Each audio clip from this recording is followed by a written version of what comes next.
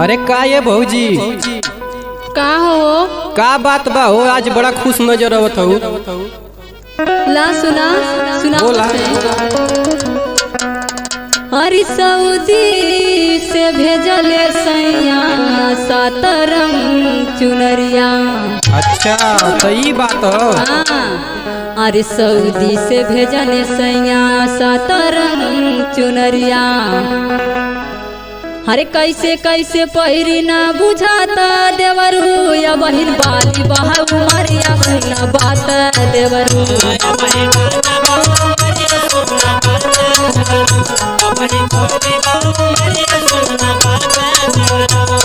बात देवरू हो बात देवरू हो बात देवरू आ बहिन बाली बहाऊ मारिया बहिना बात देवरू।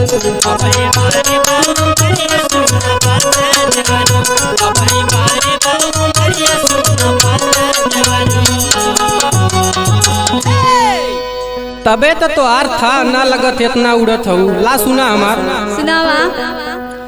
अरे भेजने हो भैया जब से सतरंगी चुनरिया।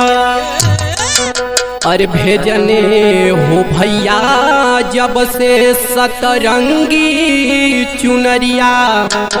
अरे अखिया में कजरा ना देखाता भौजी या बही बारी बहाऊ मरिया सुन बात भौजी।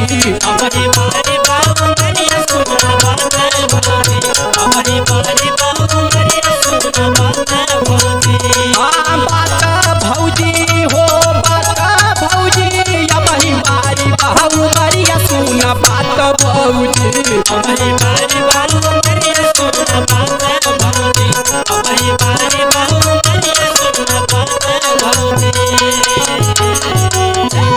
और सुनाओ। बोला। और कैसे लगाई देवरू आँखी में कजरवा। अरे कैसे लगाई देवरू आँखी में कजरवा। अरे साड़ी संग में चनाई के खाता देवरू या बहिन बाली बहाऊ मारिया सुना बात देवरू।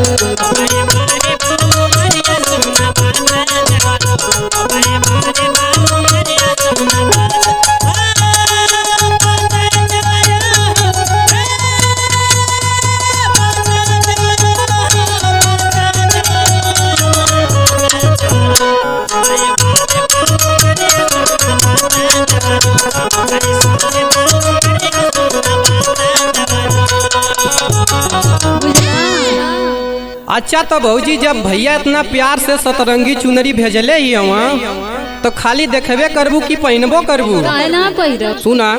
अरे कहिया पहिरबू भौजी सतरंगी चुनरिया।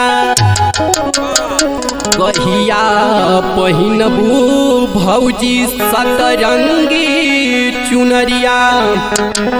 अरे लाल तोर लिपस्टिक बाजू राजा भौजी या बही बारी बहाऊ मरिया सुन बात भौजी।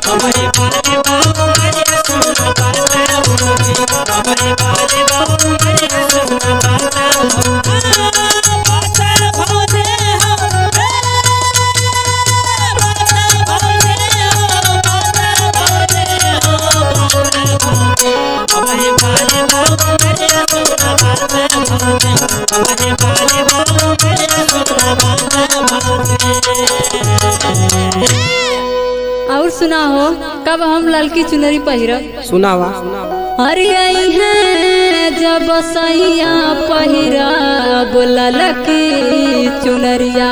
अच्छा हरे आई है जब अखिलेश सैया पहिरब ललकी चुनरिया। अरे लाल चूड़ी लाया सुना बात देवरू या बहिन बाली बहाऊ मारिया सुना बात देवरू।